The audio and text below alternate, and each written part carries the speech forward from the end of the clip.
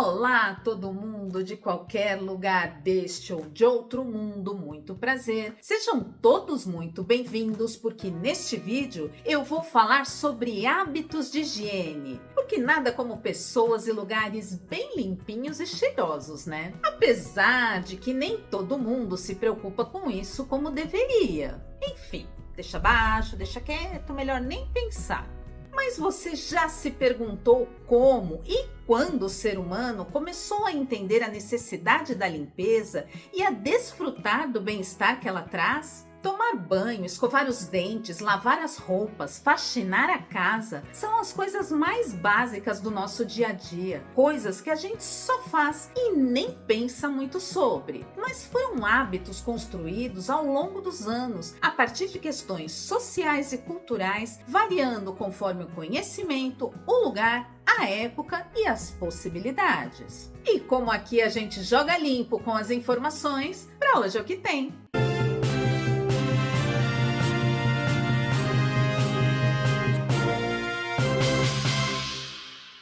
Não sei para vocês, mas para mim o dia não começa antes de um bom banho. Pronto, Marcelina, tá de banho tomado, vambora! E café, claro. Quero café! E à noite também, não dá para ir para a cama sem tomar outro banho, no mínimo, né? Dependendo das circunstâncias, rola até mais, porque porco aqui é só apelido do time do coração. Aí são os donos da casa, né? Mas isso é assunto para outro dia. Eu não estou falando de futebol. Não? Não, eu estou falando de higiene. Água é tudo de bom. Lava o corpo e a alma, limpa e acalma. E pra gente que mora em um país tropical, banho bem tomado é algo básico para sobrevivência em comunidade. Aliás, um salve para os povos originários que nos salvaram da porquice dos invasores. Porque ninguém merece ter que aguentar a nhaca alheia. E por que não tomar banho? Eu vou me esconder aqui no barril. Mas vamos falar a verdade. Infelizmente, e por mais absurdo que isso seja, higiene é para quem pode. A gente mora em um mundo tão maluco e tão errado que nem todo mundo tem acesso ao elemento mais básico da vida, a água. Que dirá sabonete e roupa limpa? Nem sabe o que é sabão? Eu sei, fica pertinho da China. Não disse Japão, mas sabão. Ah.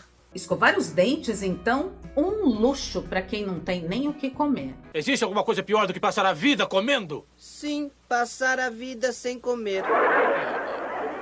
Segundo dados da Organização Mundial da Saúde, a OMS, e do Fundo das Nações Unidas para a Infância, a UNICEF, 1 em cada 3 pessoas no mundo não tem acesso à água potável. Dá para imaginar isso? É muita gente. Então, quando se fala em hábitos de higiene, é preciso levar em consideração várias questões sociais, culturais, econômicas e cada vez mais ambientais. Hoje, mais do que nunca, ambientais, porque a água do nosso lindo e maltratado planeta é sim um recurso limitado.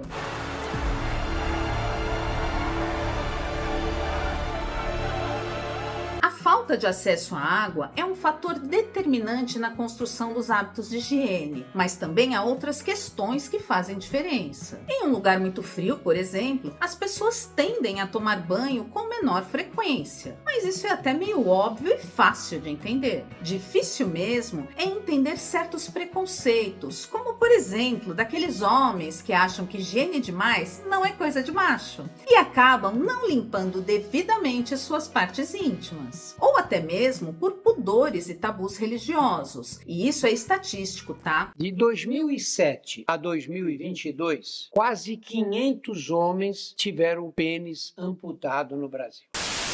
E muitas vezes a doença surge por falta de higiene na região. Questão de saúde pública. Se você não quiser ser o próximo, precisa começar a cuidar bem dele. Tanto que a Sociedade Brasileira de Urologia e o Ministério da Saúde tiveram que fazer uma campanha especial em 2022, alertando para o crescimento do número de casos de câncer de pênis simplesmente por falta de higiene. Olha só isso, hein? Não dá para ser assim, né? E isso, curiosamente, Curiosamente, afeta mais os homens mais jovens, com idade entre 28 e 35 anos. Ainda segundo o Ministério da Saúde, até os anos 80, isso ocorria mais entre os homens com mais de 60 anos. Então, fica aí essa informação muito séria mesmo para se pensar. O que você acha que mudou nas últimas décadas? Manter a higiene íntima é o mínimo que você faz por você e pelas pessoas com quem você se relaciona. Eu sei que só isso já seria bem absurdo, mas tem um dado ainda mais alarmante. Esse aqui me pegou, viu? Logo que a pandemia de Covid-19 estourou no início de 2020, a Organização Mundial da Saúde fez um levantamento que mostrou um dado alarmante. Mais de 95% da população mundial não costumava lavar as mãos regularmente. É isso mesmo, 95%.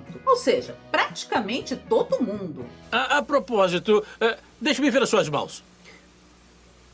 Pra quê? Olha, eu confesso que eu fiquei bastante chocada com essa informação quando eu estava pesquisando sobre o assunto, porque é muita gente sem lavar as mãos e só isso já poderia evitar muitos problemas de saúde. Eu até acho que a conscientização geral deve ter aumentado após tantas campanhas de prevenção. Mas, como as pessoas esquecem fácil, vai saber como anda a situação atualmente. Estou ansiosa por uma nova avaliação da OMS. Você lavou as mãos antes de vir para a escola? Sim. Para mim, a última vez que lavou as mãos foi quando tinha 1 ano de idade. E isso não é antes de eu vir pra escola? Será que a humanidade aprendeu a lição?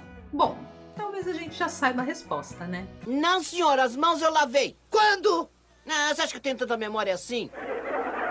Agora, se hoje, pleno século XXI, o ser humano ainda precisa de campanha de conscientização para melhorar os hábitos de higiene, como será que era no passado? Eu sei, dá até medo de perguntar. Só que a curiosidade é maior que tudo, né? Então eu vou te contar tudo sobre como chegamos até aqui desde o dia em que percebemos que tudo fica melhor quando está limpinho.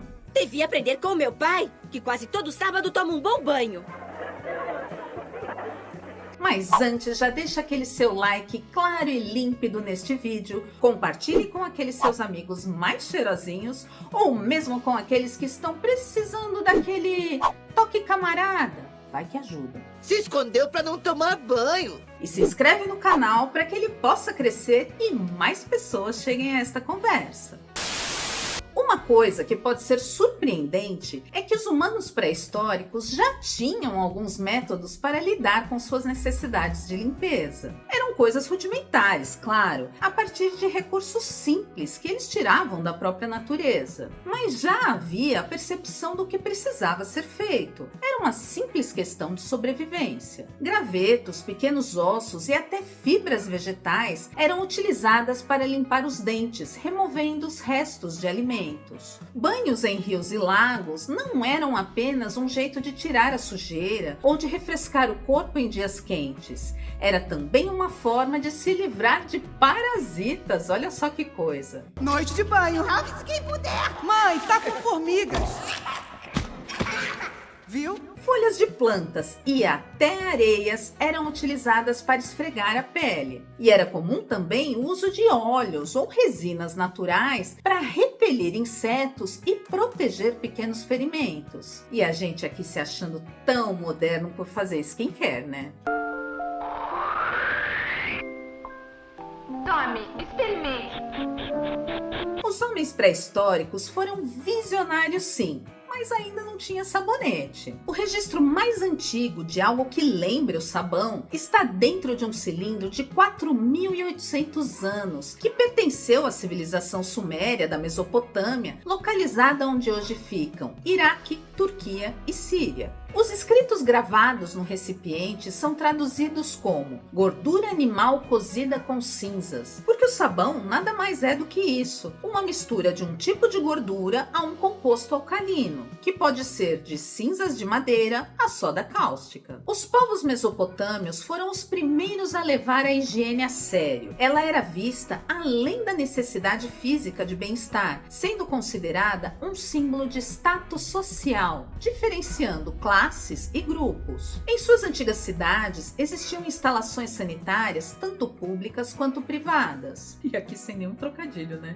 Alguns sítios arqueológicos revelaram a existência de latrinas em áreas urbanas, até com sistemas para escoar os dejetos, o que era muito moderno para a época. Os mesopotâmios também valorizavam muito os banhos. Muitas casas contavam com banheiros e sistemas rudimentares de encanamento para escoamento da água. Os banhos eram tomados regularmente, tanto para limpeza quanto para rituais religiosos. Eles usavam uma substância semelhante a um sabão, feita de cinzas e gorduras animais ou vegetais, para lavar tanto o corpo quanto as roupas. Os homens frequentemente se barbeavam e aparavam os cabelos com lâminas de barbear feitas de bronze. Além disso, há evidências de que tanto homens quanto mulheres se depilavam. Olha só, vocês já sabiam que este hábito era tão antigo assim? Não diga! Digo. Que coisa! Esses produtos eram feitos de ingredientes naturais, como flores, ervas e resinas. Os óleos também eram usados para hidratar a pele e proteger contra o clima seco. Fabuloso. E digo mais, a lavagem das mãos era uma prática comum na Mesopotâmia, especialmente antes das refeições e após usar o banheiro, refletindo uma consciência sobre a importância da higiene na prevenção de doenças. Deus, que sensibilidade, que opulência linda. Pois é, porque choras, homem moderno. O uso de perfumes e óleos perfumados também era comum na Mesopotâmia, o que eu aqui achei muito chique. Mesopotâmico. Os antigos egípcios também davam grande importância à limpeza. Banhos diários e o uso de óleos perfumados eram comuns entre eles. E eles usavam o chamado natrão para a limpeza do corpo e dos dentes. E isso nada mais era do que carbonato de sódio hidratado. O natrão é um sal incolor que era usado pelos antigos egípcios para a preservação da comida, limpeza de produtos e para fazer vidros. Ele também era usado no processo de mumificação. Eles costumavam se banhar várias vezes ao dia, limpavam as unhas, inclusive a dos pés, higienizavam a boca antes e depois das refeições e cuidavam dos cabelos. Eles até usavam óleos hidratantes para evitar que a pele ressecasse sob o sol escaldante. Eles eram muito à frente do tempo, né? Pensando em seu ambiente, os egípcios antigos começaram a desenvolver métodos para utilizar a natureza a seu favor. Mas claro que, como hoje, os hábitos de higiene também mudavam conforme a classe social, porque nem todo mundo tinha acesso a todos esses recursos. Os mais ricos, por exemplo, contavam até com um tipo de ducha rudimentar, feita a partir de um cesto com uma peneira. Mas olha só que interessante. Nas proximidades da pirâmide do faraó Sesostris II, que viveu entre 1897 e 1878 a.C., arqueólogos encontraram uma vila de operários com banheiros separados dos dormitórios, o que era bem moderno para a época. As famosas casas de banho coletivo surgiram no começo do século V a.C. em território greco-romano. Com o tempo, estes estabelecimentos se tornaram muito comuns em todas as cidades do Império. Essas casas eram mais do que simples lugares para se tomar um bom banho. Eram pontos de encontro, locais para convívio social. Os banhos públicos eram o coração do estilo de vida romano. O que poderia ser apenas um banho era quase um evento, onde se passava horas conversando, fazendo jogos, bebendo um bom vinho ou simplesmente lendo alguma coisa. Porque algumas dessas casas de banho tinham até biblioteca. Dá para imaginar isso? Talvez essa fosse até a versão deles do que conhecemos como happy hour. Aquele momento descontraído no fim do dia para dar uma boa relaxada. A frequência de banhos, claro, variava de pessoa para pessoa, mas como era um momento de descontração e relaxamento, muitos cidadãos iam regularmente, todos os dias. Isso não fazia parte da cultura, não fazia parte só da vida social, fazia parte da higiene. Mais do que qualquer coisa, era uma questão de saúde pública. Exatamente. O curioso é que eles já conheciam o sabão, mas não o usavam para limpar o corpo não. Em vez disso, eles mergulhavam na água, se esfregavam com pedra-pomes e depois cobriam seus corpos com azeites perfumados. Eles então usavam o chamado estrígilo, um utensílio de metal para retirar o excesso de óleo e assim retirar a sujeira do corpo. O sabão em si era usado mais para lavar as roupas e higienizar os cabelos. Agora, se hoje a gente já acha meio estranho imaginar tomar banho junto com outras pessoas em um lugar público, imagina só como era fazer suas necessidades também em lugares coletivos. Pois é, porque no Império Greco-Romano as latrinas eram públicas, uma do lado da outra, sem divisórias. Isso é que era intimidade.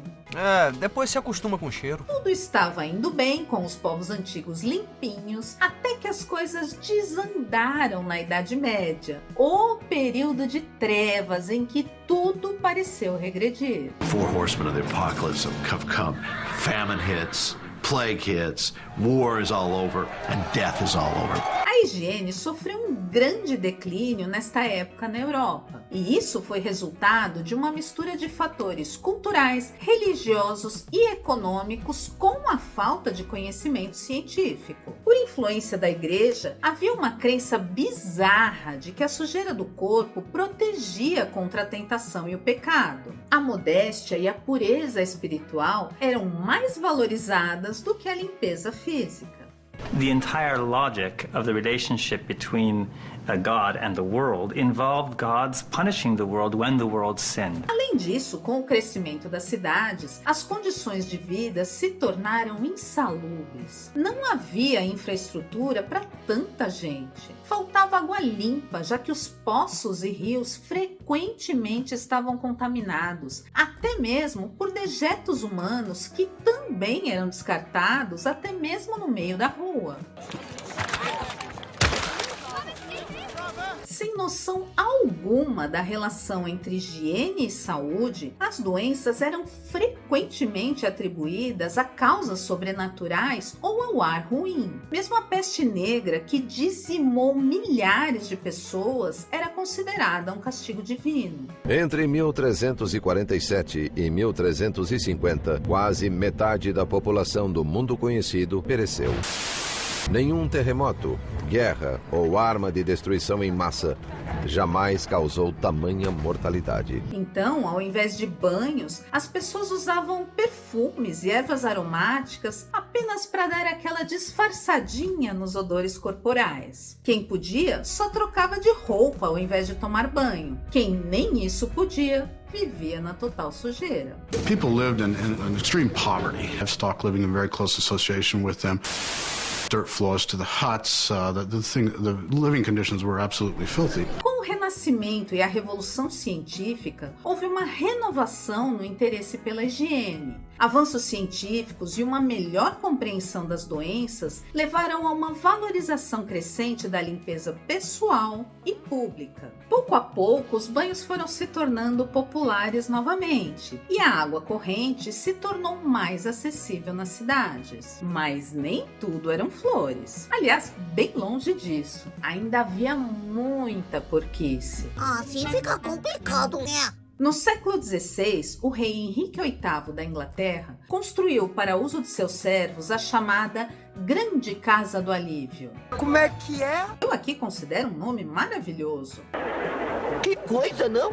E essa Grande Casa do Alívio nada mais era do que um recinto para uso coletivo, com 14 latrinas lado a lado, bem no antigo estilo greco-romano. Além disso, o monarca, que entrou para a história como o criador do divórcio, tinha hábitos de higiene bem peculiares. Ele tinha um grupo de servos chamados de Cavaleiros da Câmara, que deveriam servir somente ao rei e seus amigos mais próximos. No entanto, somente alguns deles tinham acesso direto ao quarto do rei. Esses serviçais exclusivos eram chamados de Senhores do Corpo. E pelo nome, você já deve até imaginar qual era a função deles.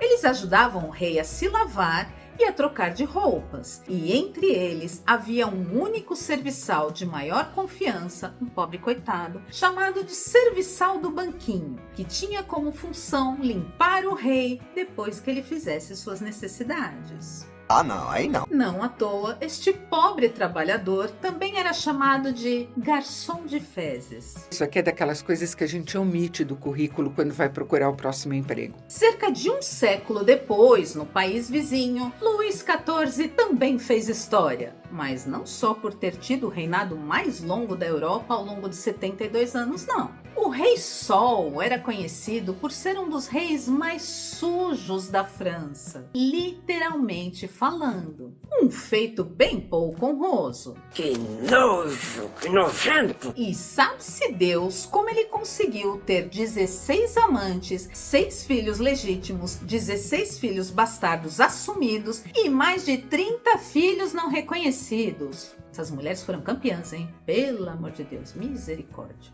Eu, hein? Acredita-se que ele tenha tomado somente, segura essa, de 2 a 5 banhos inteiros durante todo o seu reinado. De 2 a 5 banhos inteiros em 72 anos. Que nojo!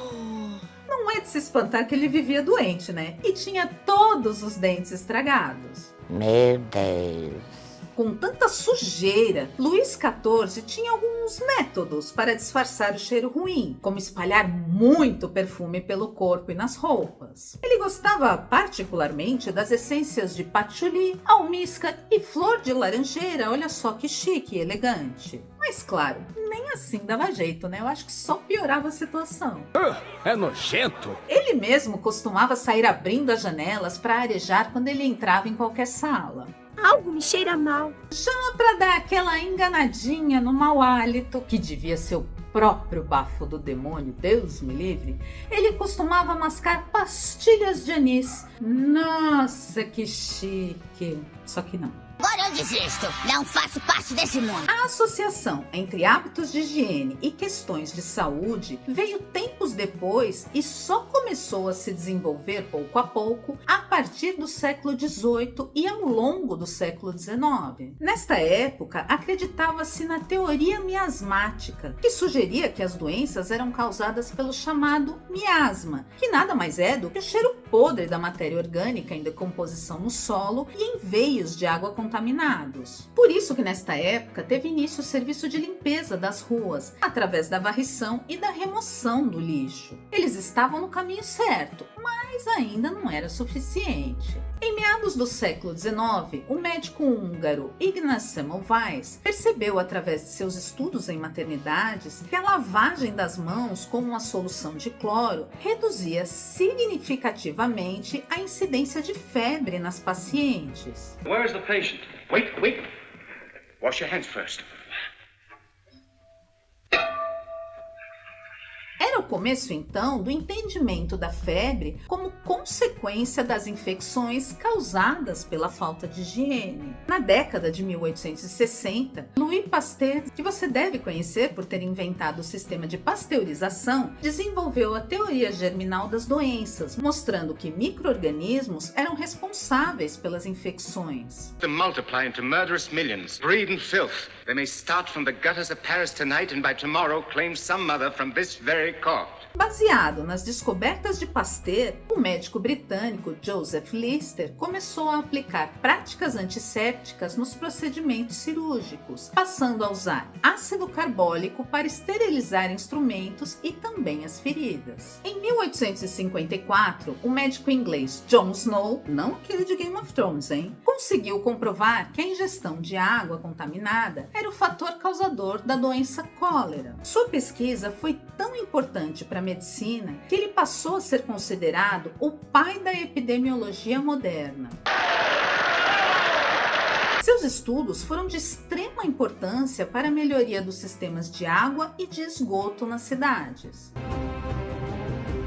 Ao Ao longo do século XX, as práticas de higiene pessoal, como lavar as mãos, escovar os dentes e tomar banho regularmente, foram sendo mais valorizadas a partir de campanhas de conscientização de saúde pública. A popularização da vacina, o avanço no desenvolvimento de antibióticos e a pasteurização de alimentos foram definitivos no combate de muitas doenças infecciosas e no aumento da expectativa de vida. Para os brasileiros nascidos em 1940, por exemplo, a esperança de vida era de 45 anos e meio. Já para quem nasceu em nosso país em 2017, a expectativa de vida é de 76 anos. Aqui no Brasil, nossos hábitos de higiene são um misto dos costumes indígenas, africanos e europeus. Para nossa sorte e alegria, os povos indígenas e africanos nos ensinaram bons modos. Eles tinham o costume de tomar banhos diários em rios e lagos. Essa prática era tanto uma necessidade para o clima tropical, quanto um ritual de limpeza física e espiritual. Eu acho lindo isso. Já os colonizadores portugueses tinham hábitos de higiene bem limitados. Banhos não eram tomados com frequência seguindo a prática comum da Europa daquela época. Eles apenas usavam alguns tipos de perfumes para mascarar o mau cheiro. Algum de vocês aí pode me dizer alguma coisa sobre higiene? Não veio! Pense que eles chegaram aqui de navio após anos de viagem em condições extremamente precárias, usando roupas pesadíssimas para o nosso clima. Então, pensa a situação de porquice extrema. Em uma de suas cartas, Pero Vaz de Caminha fala sobre higiene e admite a superioridade dos indígenas neste quesito tão básico. Majestade, pode vir que tá valendo. O pessoal tá animadaço. Tava mesmo. Muito ru. No entanto, à medida que as cidades brasileiras foram crescendo com o domínio dos europeus, os hábitos de higiene deles, ou a falta dela, como preferir, foi se tornando dominante também. Em seu livro Passando a Limpo, o historiador Eduardo Bueno, que eu adoro e sigo lá no canal Buenas Ideias, relata a desgraceira que era a porquice nessa época. Eu vou até ler um trechinho aqui. Quando a família real chega ali, ela chega numa cidade insalubre, numa cidade virtualmente podre, uma cidade muito suja que os assusta. O cheiro que a própria cidade exala é terrível. Uma cidade precária, sem nenhuma estrutura urbana. Mesmo porque era ali onde hoje é a Praça 15, no centro, no coração do Rio, que o povo jogava os seus dejetos. E olha esse outro trecho aqui. Dom João era espantosamente sujo. Tu exageras demais, pelo amor de Deus. Não há registro histórico de que ele tenha tomado um único banho de corpo inteiro. Mas eu sei disso, eu sei disso! Ele tinha várias afecções de pele e coceiras, inclusive nas partes pudendas. Respeita a mim ao menos! E ele vivia se coçando com a mesma mão que depois dava a beijar. Ah, Jesus, pelo amor de Deus, não! A cerimônia do beijamão era um horror para muitos dos cortesãos, que tinham que beijar aquela mão com a qual ele se coçava o tempo inteiro. Que horror! Tô triste demais! Tô muito triste! Nas cidades coloniais, a água era obtida principalmente de rios, poços e chafarizes. Não havia sistemas de saneamento adequado e o esgoto era frequentemente descartado nas ruas ou nos cursos d'água. As casas dos colonos mais ricos tinham pátios internos onde podiam se lavar com mais privacidade, utilizando bacias e jarros d'água. Eu preciso tomar um banho. Mas nas moradias das classes mais baixas havia poucos recursos para práticas de higiene, claro. E em geral, tanto os ricos quanto os pobres não se preocupavam muito com a higiene bucal, não. Alguns usavam apenas pequenos ramos de árvores como escovas de dentes improvisada ou mastigavam ervas para refrescar o hálito. Davam aquela enganadinha, né? Nossa! E claro, as condições de higiene precárias contribuíam para a disseminação de doenças. Epidemias de varíola, febre amarela e outras eram muito comuns naquela época. E os médicos tinham recursos e conhecimento muito limitados, o que só piorava a situação. Durante os 389 anos da colônia e do império, pouco ou quase nada se fez pela saúde no Brasil. Então, o que nos salvou foram os costumes e conhecimentos dos povos indígenas e africanos, que nos tornaram um dos povos mais limpinhos do mundo. E isso não é folclore não, viu? É estatístico. Segundo uma pesquisa realizada pela Procter & Gamble, dona de marcas famosas de cuidados pessoais, os brasileiros tomam, em média, 8 banhos por semana. Só isso.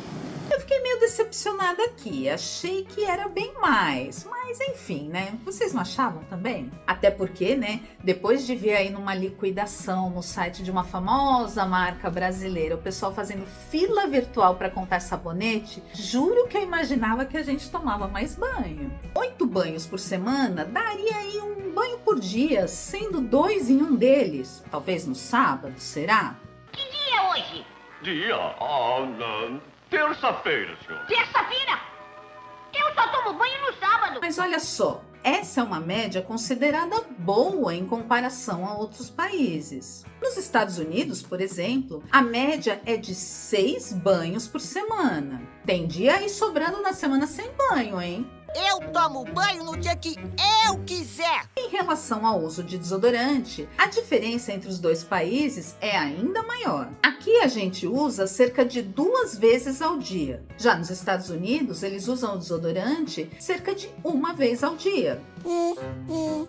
Suor faz bem pra saúde. Tomar banho faz bem pra saúde. E em relação à higiene bucal, somos imbatíveis. Aqui no Brasil, as pessoas costumam escovar os dentes em média 3 vezes ao dia, principalmente após as refeições, o que representa o dobro da média global. Aí sim, hein? Pode até parecer uma bobagem, coisa óbvia demais, mas como vimos aí pelos números, nunca é demais lembrar que uma pessoa realmente limpa é aquela que cuida da higiene como um todo, do corpo, da boca, das mãos e dos ambientes. Sempre essa ideia besta de tomar banho. E não adianta dar só aquela enganada não, isso não vale. Tem que fazer a coisa bem feita. Então lave sempre as mãos com sabonete. Você já reparou que nos banheiros por aí a maioria nem liga para isso? Então, que adianta só dar aquela molhada e sacudida depois? Nós lavamos nossas mãos. E seque bem, principalmente entre os dedos, para evitar a proliferação de germes, porque eles adoram ambientes úmidos. Por isso que eu odeio aqueles assopradores nos banheiros de shopping. Odeio! Quem inventou aquele negócio? É ruim na estrutura, é ruim no desenvolvimento, no encadeamento. E não se esqueça de limpar bem as unhas, porque a sujeira adora se esconder nelas. Aliás, você sabia que o estilo francesinha de pintar as unhas surgiu entre as prostitutas francesas do século XVIII, que pintavam apenas a pontinha das unhas de branco para esconder a sujeira por baixo delas? Pois é, né? De que adiantava? E banho tem que ser todo dia. Mas apesar da tentação de fazer do box um karaokê, seja breve e eficiente, porque o desperdício de água custa caro pro bolso e pro planeta. E Deus me livre de um futuro sem ela. Mas o que é preciso para tomar banho? De água, ué! E só para concluir, sempre escove os dentes após as refeições e não se esqueça do fio dental. Seus dentes e as bocas que eventualmente for beijar por aí, agradecerão por isso. Coisa básica, né? Ok, se é para o bem de todos, que venha o banho! E para finalizar, escolha produtos de higiene de boa qualidade e procedência. E isso não significa que eles têm que ser caros. O que eles realmente precisam é de registro na Anvisa. Pronto, falei!